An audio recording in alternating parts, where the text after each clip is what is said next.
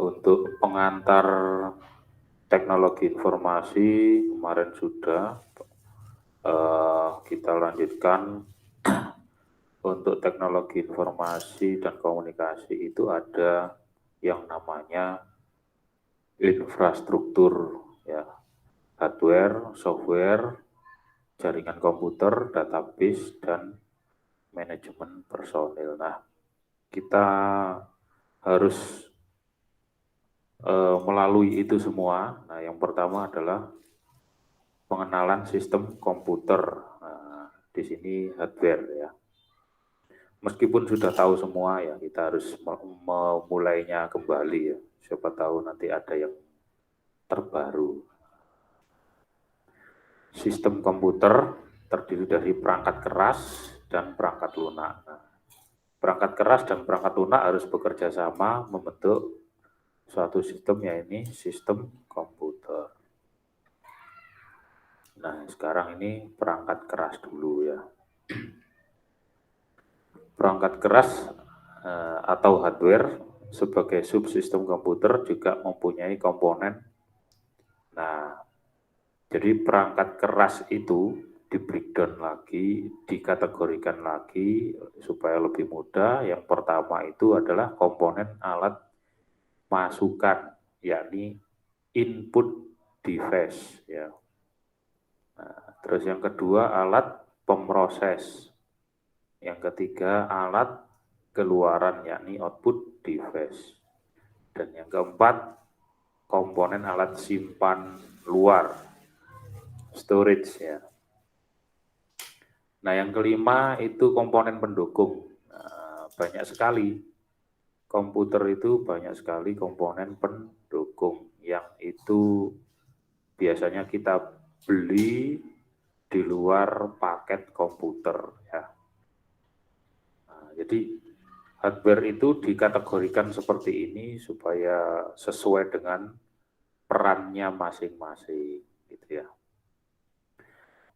Input device, ya, alat yang digunakan untuk menerima masukan yang dapat berupa masukan data ataupun program. Beberapa alat masukan mempunyai fungsi ganda, yakni sebagai alat masukan dan sekaligus sebagai alat keluaran, output, untuk menampilkan hasil.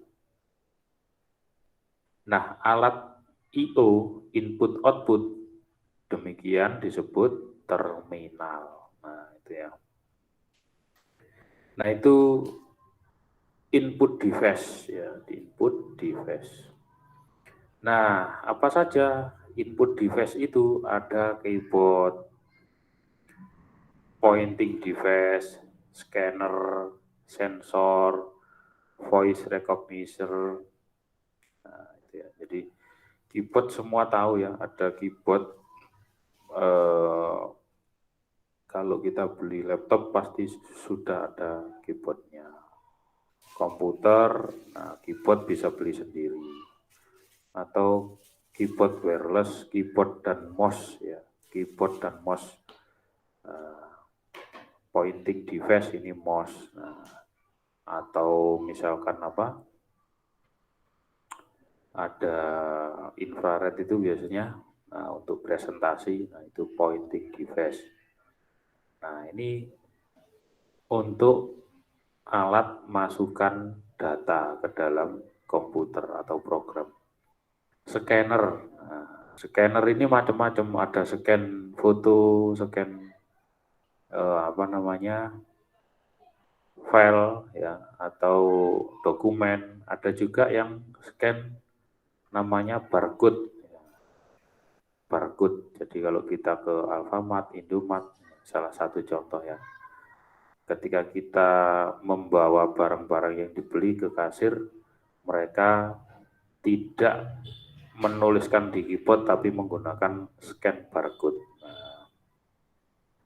Nah, juga ada sensor. Nah, sensor itu juga banyak sekali. Contohnya di handphone kita, kalau sinar dari luar terlalu cerah, nah, kok bisa handphone kita lebih terang lagi. Nah, kalau sinar dari luar itu agak sedikit redup, handphone kita juga meredup ya di layar itu, menyesuaikan kecerahan daripada lingkungan. Nah, itu menggunakan apa? Sensor. Menggunakan sensor. Ada voice recognition. Nah, contohnya mikrofon. Contohnya mikrofon seperti ini. Nah, itu alat input device ya. Sebetulnya masih ada ya. Oke, kita lanjut. Keyboard merupakan sebuah papan yang terdiri dari tombol-tombol untuk mengetikkan kalimat atau simbol khusus lainnya di komputer. Aduh.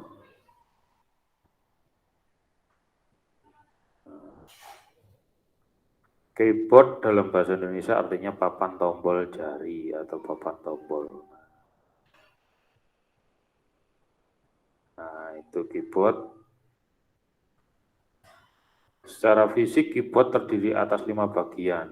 Nah, keyboard serial ini zaman komputer Pentium 1, Pentium 2, Pentium 3, bahkan Pentium 4 itu masih ada menggunakan serial ya. Tapi sebenarnya sampai sekarang ya ada, cuman sudah banyak orang tidak membeli alat kabel keyboard dengan cara seperti ini. Ada keyboard PS2 biasanya digunakan pada komputer ATX. Nah, saat ini paling banyak dipergunakan. Nah, PS2 ini juga sudah mulai ketinggalan. Kenapa? Karena sekarang mulai menggunakan keyboard wireless ya, sudah wireless, pakai Bluetooth lah gitu ya. Katakanlah paling mudah itu Bluetooth. Nah, ini keyboard wireless. Nah, ini yang paling digunakan, paling sering pakai keyboard wireless sekarang ini. Nah, seperti itu. Jadi tidak lagi menggunakan kabel, karena menggunakan kabel itu bikin apa ya, tidak enak dipandang, semrawut, dan susah maintenance-nya, ya, susah perawatannya. Nah, keyboard USB ini juga sering digunakan zaman sekarang ya. USB itu apa? Universal Serial Bus. Jadi apa namanya, jalur universal. Jadi keyboard, mouse, printer. Sekarang itu apa, untuk handphone, nah itu pakai USB semua. Webcam itu juga pakai USB semua. Itu ya. Keyboard virtual. Nah, di komputer kita juga ada keyboard virtual ya. Jadi artinya apa? Tidak secara fisik. Nah, itu keyboard virtual. Tidak secara fisik. Boleh menggunakan apa namanya, di handphone kita. Ini termasuk keyboard virtual di handphone kita. Nah, gitu ya. Di Windows juga ada namanya on screen keyboard. Nah, seperti itu. Nah, apa ini, video mungkin ya. Nah, sekarang pointing device. Pointing device itu ada mouse ya, ada touchscreen. Nah, yang ada di laptop itu juga ada di handphone kita, touchscreen, ada leg pen. Nah, yang menggunakan seperti pulpen itu ada digitizer, graphic tablet, juga apa namanya, untuk mengendalikan PowerPoint. Nah, itu juga pointing device ya. Itu alat input ya. Touchscreen, layar monitor yang akan mengaktifkan program bila layarnya disentuh dengan tangan. Leg pen menyentuh layar monitor. Nah, sebentar, ini Pak Habib masuk.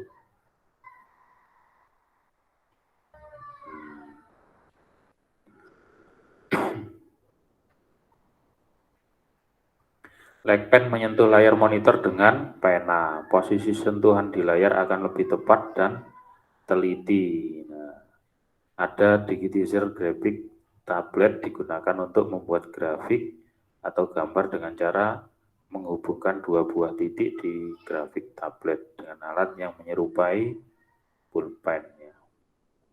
Ada scanner merupakan alat perubahan slide, foto hitam putih maupun warna, teks formulir juga gambar desain bangunan menjadi data digital. Nah, itu scanner. Ya. Jadi fungsi scanner tidak hanya memindai dari dokumen atau kayak seperti fotokopi gitu, tapi juga bisa merubahnya ke dalam bentuk-bentuk digital yang lain. Bagaimana benda tersebut dibaca tergantung tipe scan yang digunakan. Nah, itu ya. Sekarang scanner yang kita beli seperti yang ada di printer itu ya. Nah, printer zaman dulu itu hanya untuk print saja, tapi sekarang untuk scan juga bisa. Jadi untuk fotokopi juga bisa. Nah, itu fasilitasnya banyak sekali, ada dari gambar diubah menjadi PDF, diubah menjadi Word, dan sebagainya. Itu sudah bisa seperti itu, sangat canggih. Scanner ada tipe moving scanner, ada hand scanner, ada flat bed scanner. Nah, sekarang sensor merupakan alat yang mampu secara langsung menangkap data kejadian fisik. Nah, itu sensor. Seperti halnya juga tadi saya sebutkan, layar handphone kita menyesuaikan kecerahannya terhadap lingkungan di sekitar. Juga menggunakan kalau kita foto selfie tidak lagi menyentuh tombol di handphone kita tapi cukup melambaikan tangan. Nah, itu karena sensor dan masih banyak sekali ya sensor itu ya. Data analog dikumpulkan oleh alat sensor dan dimasukkan ke pengubah AD atau C yang selanjutnya diproses oleh komputer. Nah, itu ya. Kamera digital sekarang, salah satu sensor yang dipakai untuk menangkap objek yang selanjutnya diproses dengan komputer. Kamera recorder, camcorder, sensor untuk menangkap objek yang bergerak. Nah, itu juga termasuk sensor. Nah, jadi webcam, biasanya kita seperti ini, ada webcam, nah ini juga termasuk sensor. Voice recognizer, biasa disebut speech recognizer, yaitu alat untuk membuat komputer mengerti omongan manusia. Nah, sekarang tadi itu kategori input device. Nah, sekarang kategori pemroses.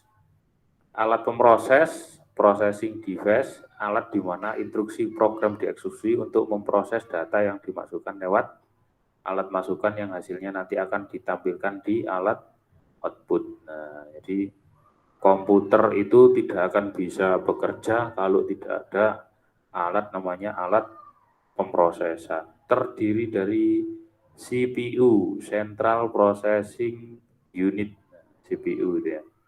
Jadi kadang orang itu salah kaprah ya masyarakat itu. Kalau ngomong CPU itu dianggap komputer desktop, komputer yang berdiri, itu dianggap CPU. Padahal CPU itu di semua komputer ada, namanya Central Processing Unit. Nah, atau orang biasa menyebutnya prosesor. Nah, prosesor, setiap komputer ada prosesornya. Nah, itu disebut CPU. Nah, yang benar begitu. Bukan komputer yang berdiri disebut CPU, itu bukan. Itu namanya komputer desktop atau PC, personal komputer. Nah, itu sebutannya yang benar. Nah, saya lanjutkan. Alat pemrosesan terdiri dari CPU, yang kedua main memory. Main memory itu apa? Nah, di dalam komputer itu ada namanya memori RAM itu ya, RAM, Random Access Memory. Nah, yang berguna untuk membantu prosesor menyimpan data sementara dan dilanjutkan ke prosesor, diolah oleh prosesor, dan menampilkan ke baik yang pertama ke layar seperti ini, terus yang kedua mungkin bisa ke printer, yang ketiga pokoknya ke alat output. Nah itu karena peran dari main memory, biasanya disebut RAM, Random Access Memory. Terus di alat pemrosesan juga ada input-output unit. Nah, mustahil bisa bekerja prosesor dan memori jika tidak ada jalur input-output. Nah, ini khusus, jalur ini juga khusus. Maksudnya kinerjanya khusus, tidak bisa dicampur dengan yang lain. Nah, Central Processing Unit merupakan tempat pemrosesan instruksi program. Pada komputer mikro, prosesor ini disebut dengan mikroprosesor. Nah, salah satu contohnya mikroprosesor di mana? Ya ada di handphone kita, itu mikroprosesor dan sebagainya. Pada CPU terdiri dari 3 bagian utama. Nah, jadi Central Processing Unit itu mempunyai 3 fungsi atau 3 tugas, gitu ya, 3 tugas. Yang pertama unit kendali, controlling unit. Maksudnya bagaimana?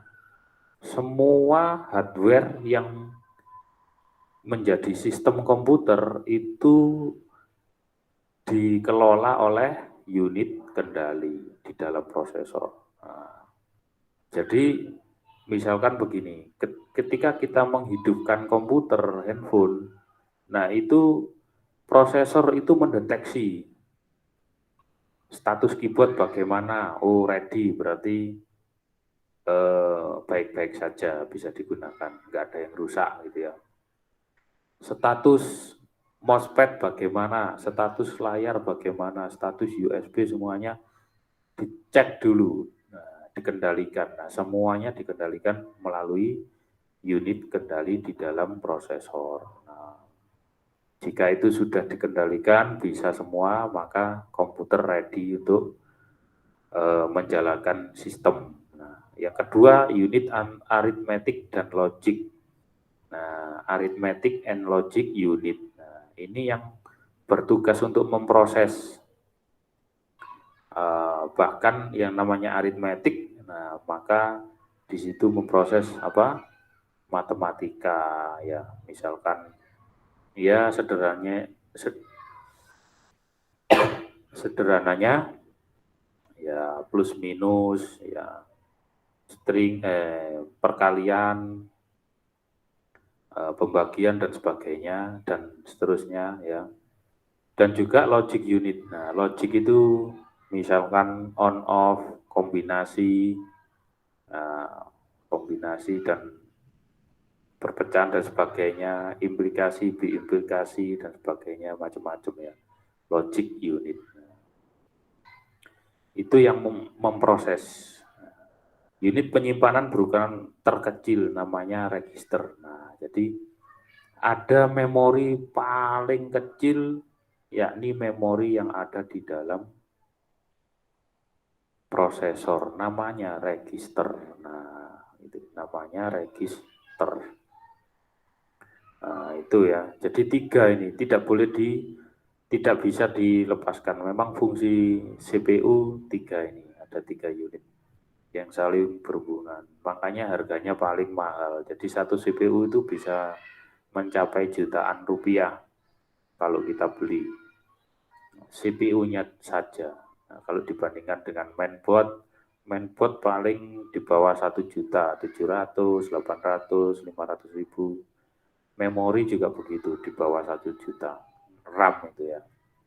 Nah, layar, keyboard, tapi kalau CPU, nah itu harganya sampai 2 juta dan seterusnya. Nah, jadi yang paling mahal itu adalah CPU. Nah, sekarang memori utama.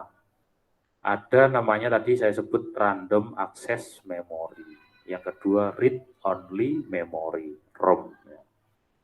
Random access memory digunakan untuk menyimpan program dan data yang akan diproses oleh CPU. Nah, jadi komputer bisa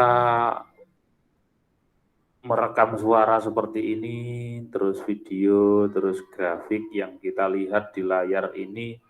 Nah, itu tugasnya random access memory. CPU tidak akan bisa bekerja maksimal kalau tidak ada random access memory. Jadi fungsi dari RAM ini menyimpan sementara inputnya, itu disimpan di memori, diteruskan ke prosesor, terus dikeluarkan oleh prosesor ke memori lagi. Nah, seperti ini. Sehingga dari memori akan keluar ke suara, keluar ke layar, keluar ke printer, keluar ke speaker. Nah, itu memori. Jadi kalau komputer tanpa memori, nah yang pertama bisa terbakar secara otomatis, bisa meledak dalam arti terbakar. Nah yang kedua nggak bisa berfungsi seperti ini, pasti mati. Kalau nggak ada memori, kalau dinyalakan pasti mati. Nah itu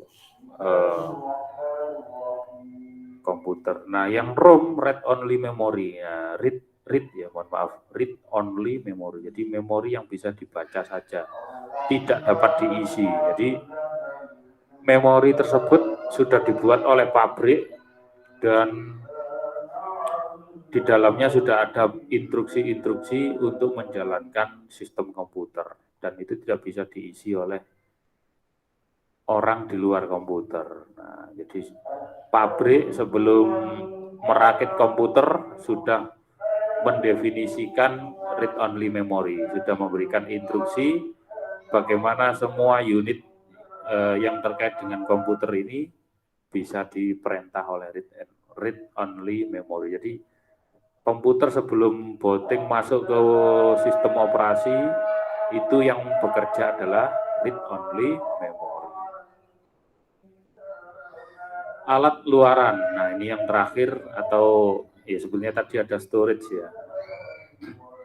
Alat luaran bisa berbentuk tulisan, huruf, kata, angka, karakter, simbol-simbol khusus, ada image, grafik, ada suara, musik, gitu ya. Alat luaran berbentuk hard copy device dan soft copy device. Printer, LCD, monitor. Nah, hard copy device merupakan alat luaran yang digunakan untuk mencetak tulisan, grafik. Alat hard copy device umumnya printer sama plotter. Jenis printer dot matrix, nah ini yang paling kiri. Inkjet printer, nah tengah-tengah, laser, nah ini yang terbaru. Artinya yang paling terbaru untuk saat ini adalah laser printer. Jadi gimana maksudnya, Pak? Nah, jadi kalau laser itu ya sesuai dengan sebutannya, laser dia mengeluarkan berupa laser, tapi tintanya itu tinta bubuk. Bubuk, jadi serbuk lah ya, serbuk di laser jadi sebuah, dicetak di kertas. Nah, kalau dot matrix itu krek. Sekarang juga sudah nggak zaman ya. Printer inkjet, nah pakai tinta biasanya itu yang cair. Plotter alat cetak yang mempunyai kemampuan mencetak grafik atau gambar dengan baik, biasanya menggunakan pen plotter. Nah, termasuk itu ya, kalau kita cetak banner dan sebagainya, banner itu ya, itu menggunakan plotter. Soft copy device merupakan alat yang digunakan untuk menampilkan tulisan, image, dan suara pada media soft lunak yang berupa sinyal elektronik. Monitor, speaker, nah menggunakan Bluetooth. Itu monitor jelas, monitor ini menampilkan layar ya, menampilkan apa yang sedang kita lihat, itu namanya soft copy device. Juga speaker, nah speaker kan nggak bisa dipegang suaranya ya, hanya bisa didengarkan. Nah, monitor dan speaker. Monitor CRT, nah itu monitor yang kayak TV, ya. Monitor CRT. Nah, monitor layar datar seperti yang saat ini.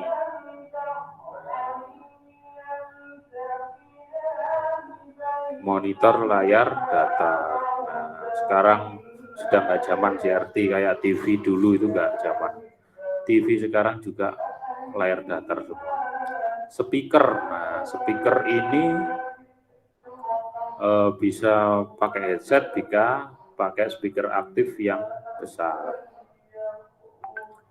Terus alat simpan luar external memory ataupun external storage adalah suatu tempat atau sarana yang bisa digunakan komputer untuk menyimpan data atau program, ya. Demikian external memory mempunyai fungsi yang hampir sama. Nah, external memory ya hard disk, ya floppy disk, compact disk, digital versatile disk, DVD itu ya, magnetic tape, flash disk. Nah, itu memori eksternal. Kenapa disebut eksternal? Ya karena dia tidak bersentuhan langsung dengan prosesor gitu ya. Sifatnya itu menyimpan data dan tidak hilang kalau tidak di-delete atau rusak. Nah, itu disebut memori eksternal itu ya. Tidak bersentuhan langsung dengan prosesor. Kalau RAM tadi itu langsung. Jadi kalau RAM-nya tidak ditancapkan nggak bisa nyala komputer. Floppy disk kita tahu semua. Nah, ini kenangan ya, sekarang sudah nggak ada.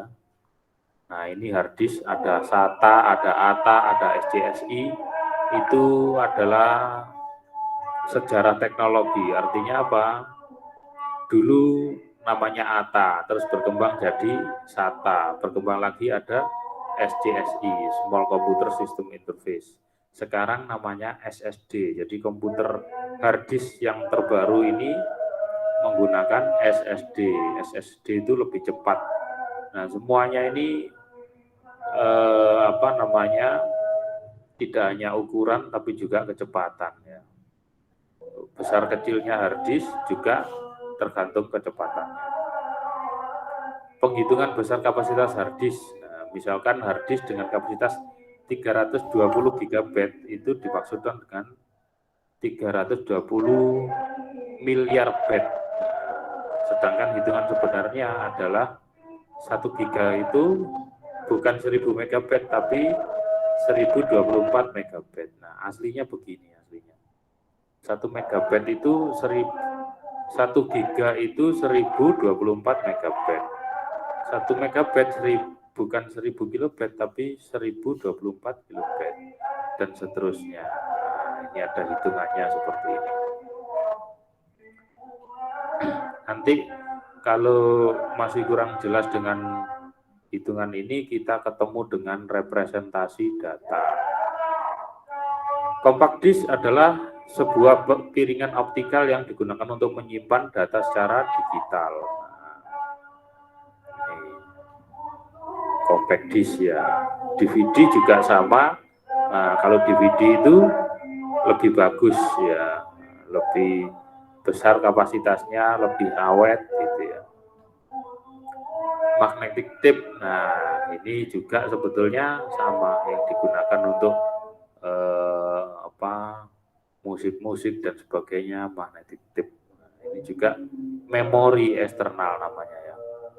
Nah, sekarang komponen pendukungnya tadi input, proses output itu tidak akan berguna jika tidak ada motherboard, mainboard, papan ya, papan utama dari komputer. Terus ada power supply. Nah, power supply itu fungsinya untuk mengkonversi daya listrik ketika akan didistribusikan ke dalam komputer. Itu power supply. VGA dan sound card, VGA card dan sound card.